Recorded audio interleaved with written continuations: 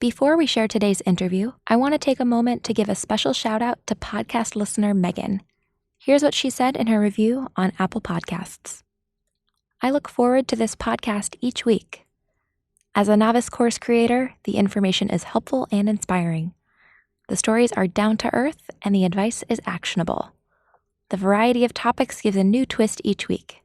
Highly recommend. So a huge thank you to you, Megan, for the kind words. It means so much to all of us here at Teachable. And if you'd like to receive a shout out on a future episode and make me extra happy, please leave us a review in Apple Podcasts. Now, on to the show. So if you are a content creator and people are asking you the same question, you have an opportunity to answer that question through your content, through courses. And so I was so fulfilled to be able to give something deeper than just articles in a magazine or things in a certain place. We all have a story, and we aren't so different from each other. We all want to be loved and seen and celebrated. But that's just one of many powerful messages we're about to learn from Charreah Jackson. Because before turning 25, Charreah had battled cancer, been laid off, and found out she was the other woman in a new relationship. Yet, Charreah says that those setbacks taught her early on to write her own story. And today, as an international speaker, author, and certified coach, she's now honored to help others do the same. So in this episode, Charreah is here to help you realize that most of us might not see the value in our own skills. But you never know who else is inspired by you, and each one of us is more capable than we probably realize. Stay tuned. Welcome to Everything is Teachable, the podcast that takes you behind the scenes to learn how everyday creators have transformed their skills and passions into online courses and businesses. To introduce this week's episode, here's your host, Melissa Guller. Hey everyone, I'm Melissa from Team Teachable, and today I'm here with Charreah Jackson. Charreah is an international speaker, certified coach, and founder of PS Powerhouse, serving leaders to star in their story with corporate clients including Chase and Uber. She's the author of Boss Bride, the powerful woman's playbook for love and success, and a contributor for the New York Times and Money magazine. She previously served as senior editor for Essence. All right, well, Charreah, welcome to the podcast. I'm so thrilled to have you. So excited to be here. I love Teachable. No shameless plug. Well, we'll take a shameless plug too if you have one a little later on. Well, to kick things off, I can't wait for listeners who haven't heard your story to really get to learn more about you. So can you just tell us a little bit more about your career path? And it's so closely tied to your life. So a little about your career and your life to date. Absolutely. So my name is Charreah Katie Jackson, born and raised in Atlanta. Spent the last 12 years living in New York to pursue my dreams in media. At my heart, I call myself a communications mastermind and a master manifester. I formerly was a senior editor at Essence, where I was able to tell a lot of stories I loved. I'm currently a contributor for the New York Times and Money magazine. My passion, if I had to sum it up, it all would definitely go back to the power of relationships, because every great story has a great cast. And I'm just fascinated by how we all intersect. And honestly, professionally speaking, relationships has been my superpower. I've been able to really have a career that curls my toes based on my relationships, based on being intentional around cultivating my squad. And so that has led me to be a speaker who has spoken around the world. I've spoken in Amsterdam, in London, in South Africa. So many doors have opened just around being intentional around my relationships. And it's the area of expertise as an editor. It's where I was a relationships editor, then a senior editor. And then my first book was published last year, Boss Bride, The Powerful Woman's Playbook for Love and Success on St. Martin's Press. Get a free chapter at bossbride.com. But my book really just looks at that intersection of how our personal and professional lives intersect. And what I found is definitely, again, back to relationships, how we can be strategic and plan to be fulfilled both at home and at work in a new world for so many people, and especially for women. And also, I'm a Teachable course creator. My first online course ever I did on Teachable called Happily Ever Now, 6 weeks to increase your love and success. And that just really came out of seeing people sort of wonder if they could have the life they desired. And I have a resounding yes, yes, yes. And I'm not all sprinkles and vanilla. Like, life throws hard punches at all of us. I talk about it in my book. It's in my bio. Before I had turned 25, I had battled cancer. I got laid off. I started my career right in the recession, graduated college 2007, moved to New York right as the recession was kicking up. And then, found out I was the other woman. And all of those things happened to me before my 25th birthday. And I always say, yay, that was great news for me. I don't wish hardship on anybody. I definitely don't wish illness on anybody. But for me, going through adversity early in life really woke me up to how precious our time was, but also the fact that we all get to write our own life story.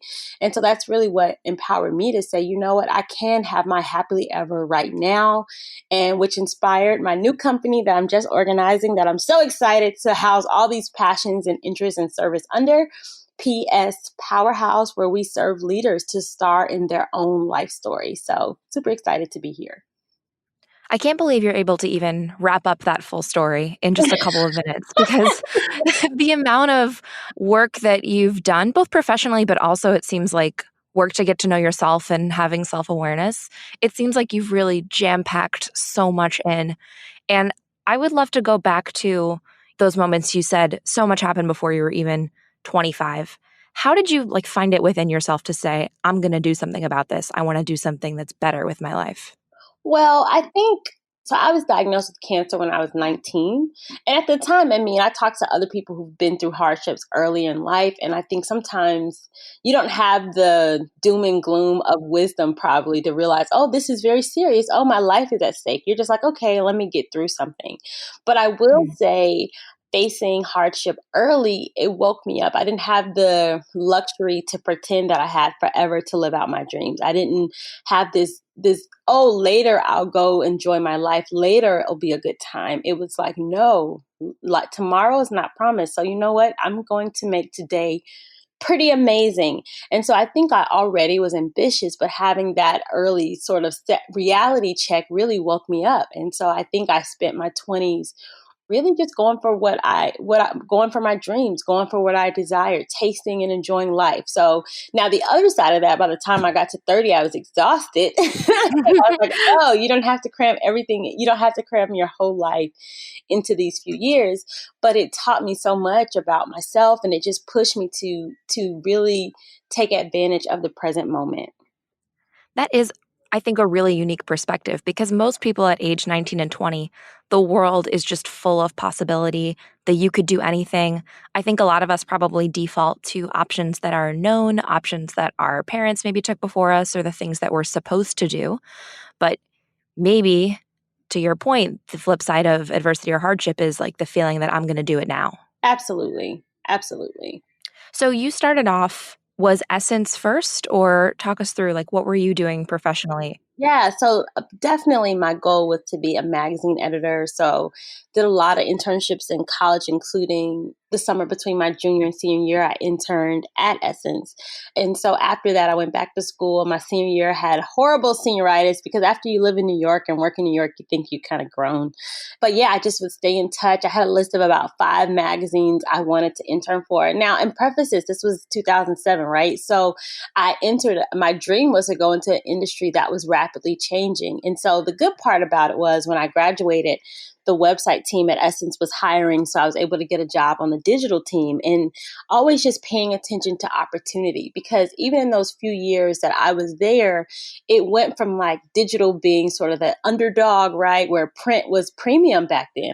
Magazine editors were goddesses, and digital was kind of like the little sister, right? But I saw the opportunity there. And I even saw within the editors, we might ask, hey, can you if you have some story left over that doesn't make it into the magazine, we were trying to kind of get scraps for the website.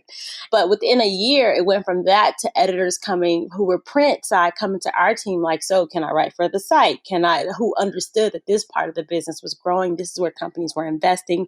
And so it definitely gave me an opportunity to, at an early stage in my career, pay attention to the resources, pay attention to where money was moving.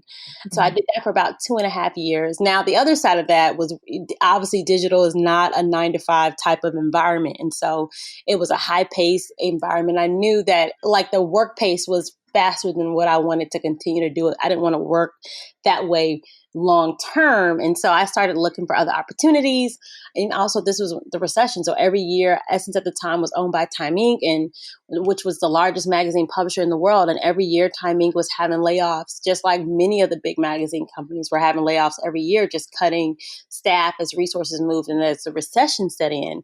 And so in 2009, the New York Times actually did an article around Time Inc. had layoffs coming. And I knew I was doing a solid job. I knew I had the respect of my managers, but I also knew, budget cuts are budget cuts. So nothing is guaranteed. And so I walked in that November 2009 and most of the web time, over 80% of the web team I worked with was laid off that day.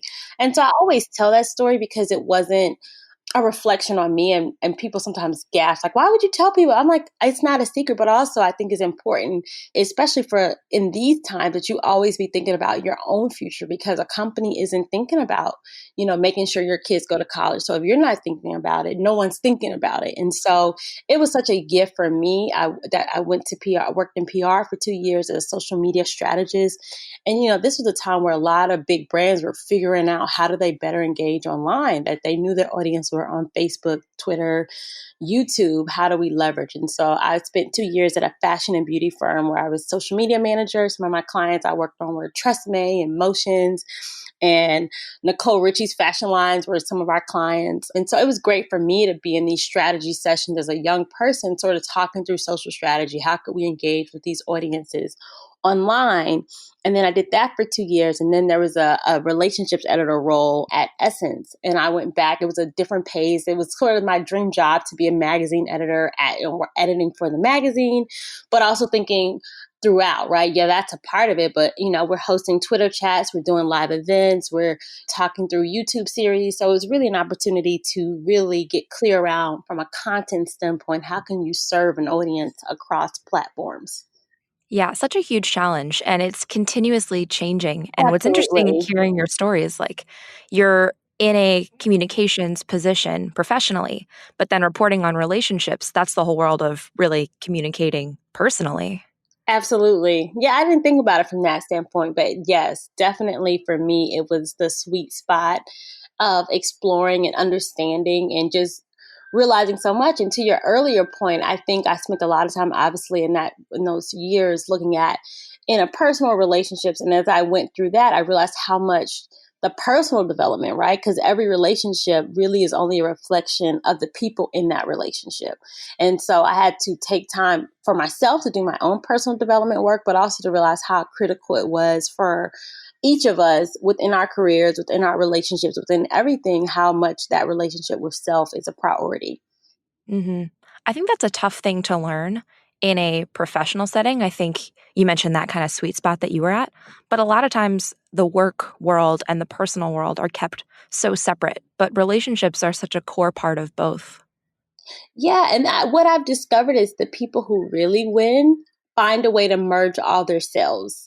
Like even when I was writing my book, Mm. and in my bonus chapter, it's called "You Are Here," and one of the things I realized is that people who really are living this high level of peace and high level of productivity, they found a way to be one person all the time. So yes, there are parts of your personality that might show up stronger at work or at home, but there's really this strong sense of self and a strong clarity of mission that I'll be one person. And so, because even for me, I think I look back at some of the mistakes I made or things I would do different in my career. And we are fed this lie that, oh, who you are at work and who you are at home are so different. I remember one time I think my mom and my aunt had visited New York, and, they were going to stop by the office. And I remember feeling like, oh my gosh, my mom, like, I want to look like a professional. So I don't want to be the girl whose mom is coming by it's not picking you up from school. But I just remember, the missed opportunity. And then a few years later, they were back, and I said, I'm going to introduce. Everybody was so happy to meet my mom, but I think that younger thinking was like, this is work, this is family, keep them separate. And not to say that your kids should be at work every day or anything like that, but your family should know a little bit around what your passions are, what you're doing, how they can support. And the people at work should know a little bit of your personality, because even when you look at the data around booking clients or getting promotions, when there's a personal connection, when you let people see more of your authentic self, it's not just more peace for you, but it's also more profit, because people spend time and money with people they feel comfortable with. That's an interesting point, that it leads to more peace and more profit. Like, it won't just feel better for you personally if you're bringing all your lives together into one, but to your point, you're probably going to be more successful, and maybe there's a sense of wholeness. Or why do you think that this is so important for people?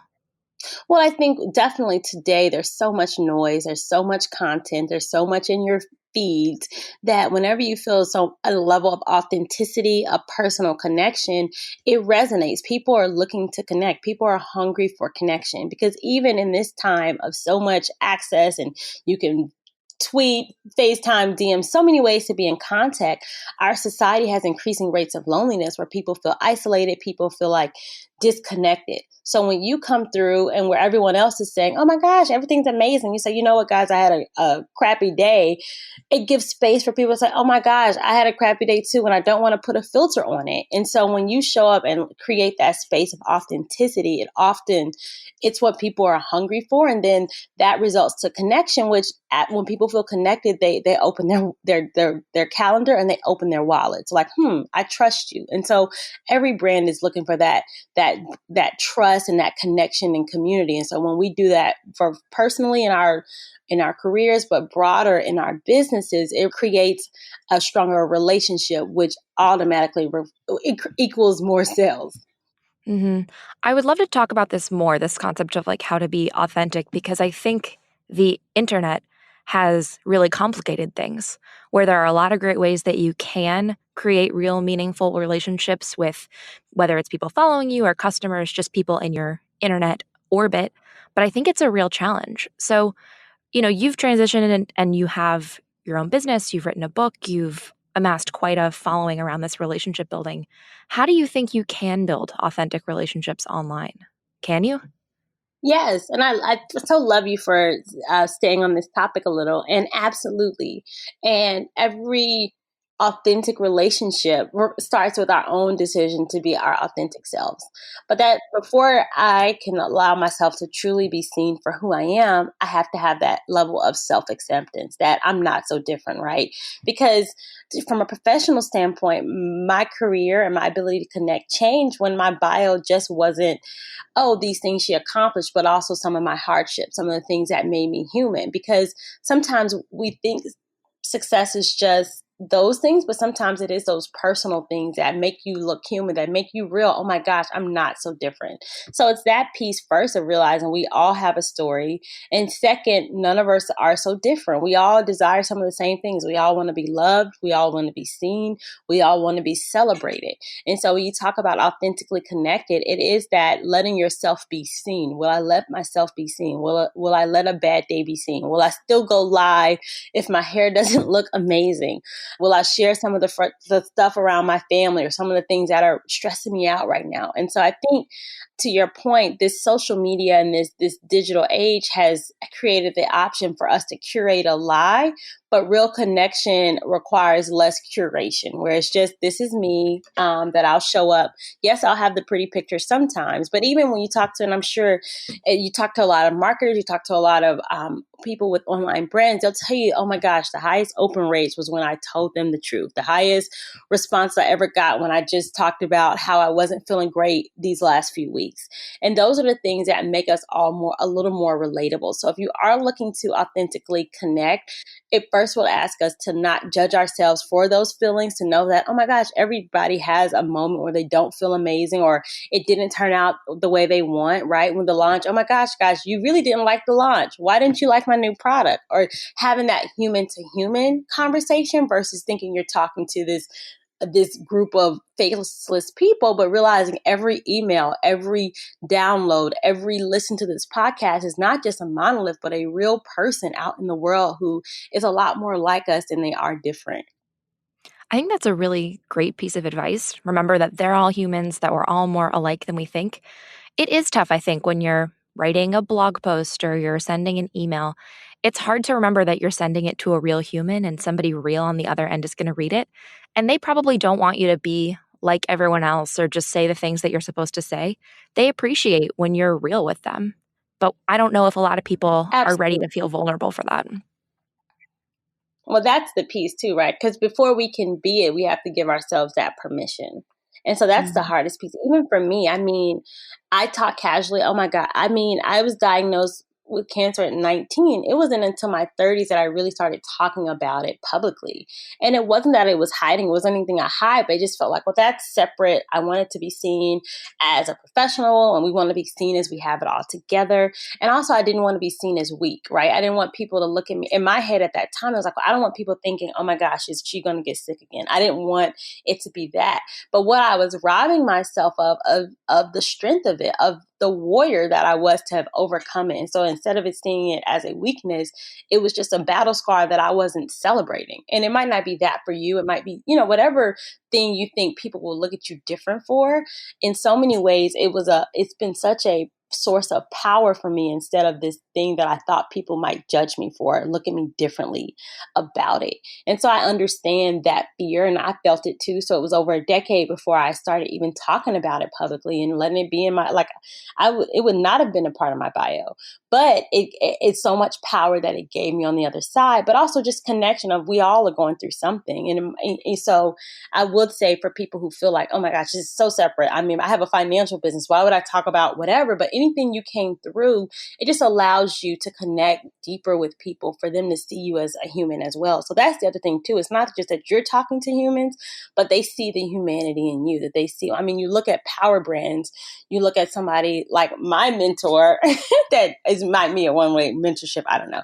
But look at someone like Oprah Winfrey. When you study her brand or even listen to the podcast of Making Oprah, one of my favorite podcasts, it's really just talking about how from the beginning, she was just so authentic. Her first show, she's talking about breaking out in hives, right? Where you're not going to see that on most daytime shows, but that became sort of her signature way to connect, is that people felt relatable. I mean, I might not have $1 billion, but I feel like, oh, this person is some ways similar to me.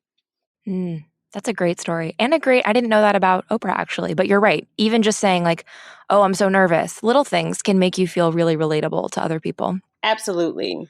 I'm curious to hear more about your book. So tell us, where did that idea come from?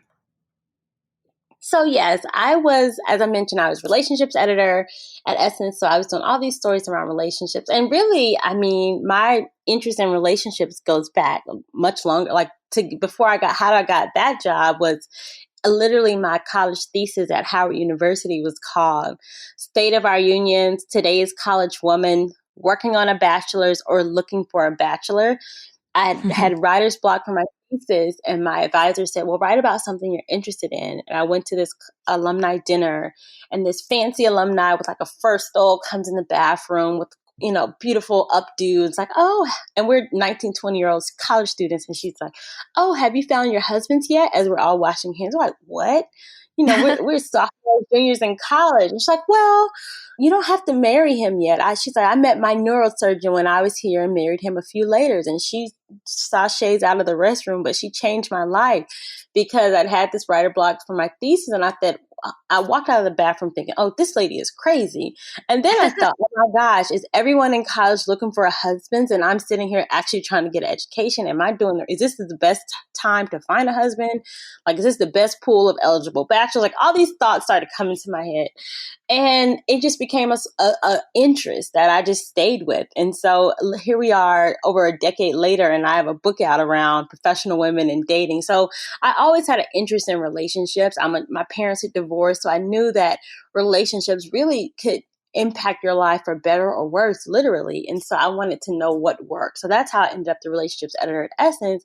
And then while there, I was in a serious relationship. My boyfriend at the time had asked for my dad's blessing and us getting married. And we'd been talking about, and I wanted to know, as an ambitious woman, as a woman who had goals and drive, how did professional women navigate in this new era of being empowered women? How did that impact your relationships? And how did those two areas of your life that were so critical intersect?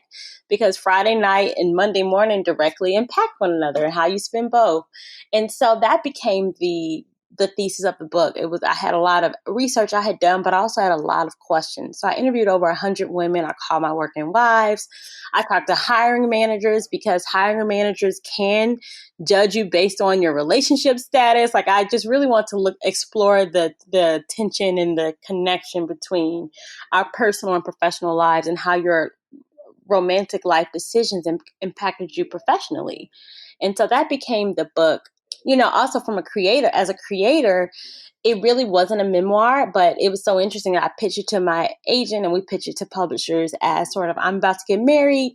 I want to have this book to help myself and other women. Plot twist, the same day I got the contract from my book publisher, St. Martin's Press, I broke up with my man of many years. At the time we were having trouble, and it was just like, you know what? I don't want to do this anymore. And it just, in a moment of clarity, this one day became a definitive day in my life. But it made the book better, because Boss Bride and being a boss bride was never about a relationship status or a job title. It was about a mentality.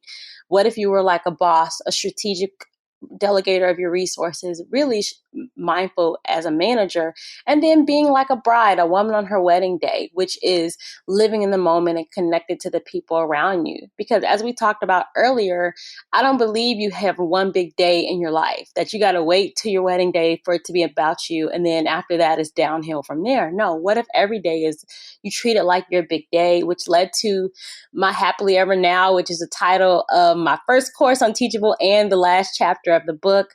And so that really just became the message that I wanted to share.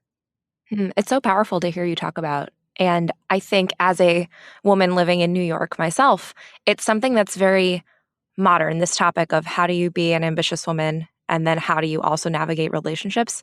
That's not something I think enough people are talking about. So I appreciate hearing this connection about relationships here and relationships there. It's a new perspective for me. So I'm looking forward to checking out your book personally, and I hope some listeners do too. Oh, thank you. Thank you. Yeah. So actually, you made a perfect transition. You mentioned the last chapter of your book, and then you mentioned your online course. So talk to me about how the book turned into an online course, or what was your life like? What was happening? So it's funny. Actually, the course came before the book chapter. Oh, Um, interesting. so it's sort of very symbiotic. But so Happily Ever Now, the chorus, and I guess I get very excited, because I'm like, this is so fun. I've never talked about the teachable part of my journey, so it's just very fun for me, and just how exciting it was for me to be able to distill information and to be able to offer that into the world. And it was my first product. Even before the book, my first real product was my Teachable course. And for me, it was an opportunity. I knew it was a question I was being asked around sort of, you seem so happy about life, and how did you figure out a rhythm to be happy and successful? And so that became sort of the premise, and that became something that I wanted to sort of share my process around. How could we all feel a little bit more fulfilled? And then to your other point, that my sweet spot around relationships, because it really for me is those relationships with self, and how did you cultivate relationships both with your squad, but also inanimate object, your relationship with your finances, your relationships with money. And so that really became sort of the goal for me. And it was an opportunity. I mean, and I launched right during December, going into Christmas, or excuse me, going into the new year. And I had about 40 people signed up the first day I opened my course. And it was also the range of people because I felt like it was kind of an opportunity for me to give a gift to people who had supported me or seen me, who wanted more. And so if you are a content creator and people are asking you the same question, you have an opportunity to answer that question through your content, through courses. And so I was so fulfilled to be able to give something deeper than just articles in a magazine or things in a certain place. And so it was definitely an exciting time for me. And one of my clients who signed up for the course was one of my first bosses. And so it was also like, you never know who's inspired by you or who's watching you. And so it was really an opportunity to put more into the world and to better package the lessons I had learned so far. That's a great point. That two things, that you never know who's inspired by you. I think a lot of us assume like, oh, who would want to buy from me? And oh, nobody in my network, none of my friends or family, they would never purchase this.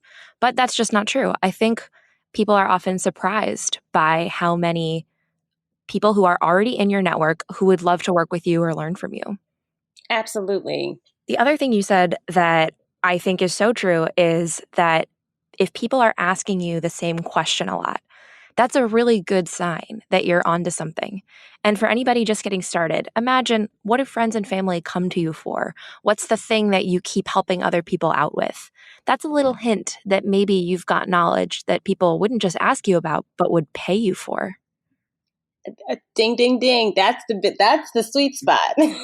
Because you should be getting compensated for your insight and and I think as a journalist, I saw that so often where people, because it was something they do so naturally and effortlessly, they didn't always see the value in it, right? Oh, it comes so easy. I'm like, this is amazing. So they didn't know that was like, this is a story you need to tell the world, or this is something you need to teach. So absolutely, that thing you do with ease and that thing that people are like, tell us more. And what, that infamous quote unquote, pick your brain, don't pick people's brains. But if people want to pick your brain, you say, well, why don't I pick your pocket and you pay me? And that's an opportunity for content. Oh, that's too funny, but totally true. I think a lot of us, you mentioned that phrase, the things you do with ease. And because we know how to do certain skills, we may not even notice that not everyone can do them or not everyone knows what we know.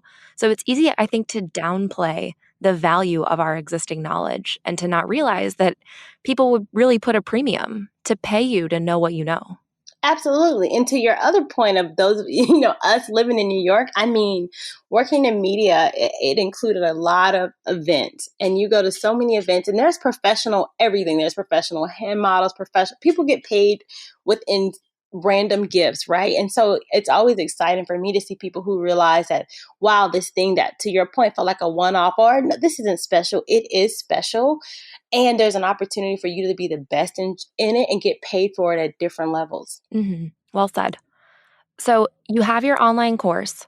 Talk to me about, how do you find students? I think marketing is something that a lot of people are often curious about. So where do you find people and bring them into your world?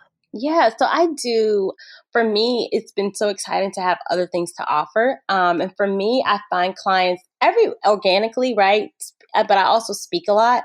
So it's been great for me to be able to have other products, because specifically for coaches or people who might already be doing a sort of a one-to-one, or you work directly with clients, at a certain point, you won't be able to you have capacity limits of how many one-on-one you can do. So for me, it's been great. As I speak, I'm able to bundle the course with other coaching. So I might say you can get a course and a call with me and bundle that in versus just having a call. And then it's a way to engage at a deeper level. So of course, social media has been great. I've done Facebook and Instagram ads towards my course. I've done email campaigns, also partnerships. We talk about the power of community, and I'm actually working on a new course now.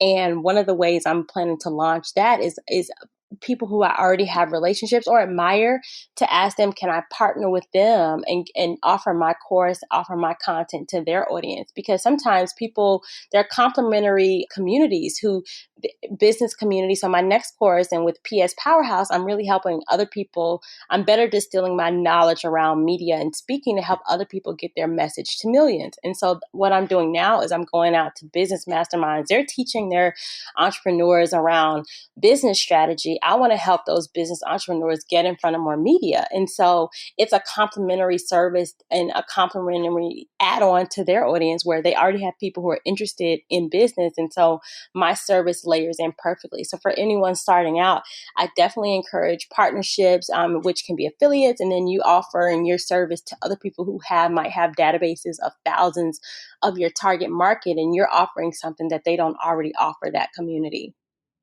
Love that you brought up partnerships. I think that's such a powerful part of the online business community is that a lot of people have overlapping audiences or complementary skill sets. And the two of you can really help each other because it takes a lot of work to grow an audience and it takes a lot of work to build great content.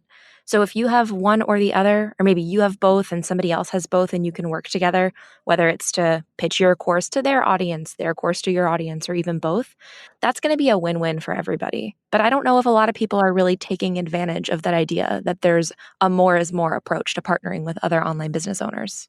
Absolutely. I love that more is more. It's new for me. I mean, I'm years in and I'm just really understanding, wait, I don't have to reinvent the wheel here. And, Mhm. it definitely, to your point, is so much more efficient. But also for most of us who are in this because we want to help and serve, it's just being responsible to go ahead. If there's, and I, my book tour taught me that because I always give the analogy people ask around, and you have to know, to your point, your strengths. There's some people who like to host and organize a party. They like to pick out all the what the food will be and the theme. And then there's some people who just like to go to parties and work the room. And I'm the type of girl, I like to go to the party and work the room. So with my book tour, what I found is the book events that I hosted where I organized were more stressful for me than the ones where someone else organized or they had an event or a conference and I just showed up. And so as an expert, you get to decide. And sometimes there's pros and cons to both, right? So there's times where when you host something yourself that you have more ownership, you get to create more, but it's more responsibility on your side. So absolutely partnering has been invaluable in getting into more people. I love that. Know who you are at the party because I'm the person who would want to organize the party and then step back and say, all right, Charreah, work your magic. See, we work together. This works. Exactly. And I think what's great about that too, in terms of being a creator, is that there are so many ways you can be a creator, and none of them are right. But if you know, oh, I really like connecting with an audience, maybe it is an interesting path for you to take to find the best online courses that you love and see if you can reach out to that creator and say, hey, I've got an audience. I'd love to sell your course. And I'm sure they would be thrilled in most cases. And then on the other end, if you're the type of person who really loves to create content, find people who already have an audience and say, I think I have something that they'll love. Because if you're that person who has a following, you want to offer them great value. And so there's just so much opportunity there. I totally agree.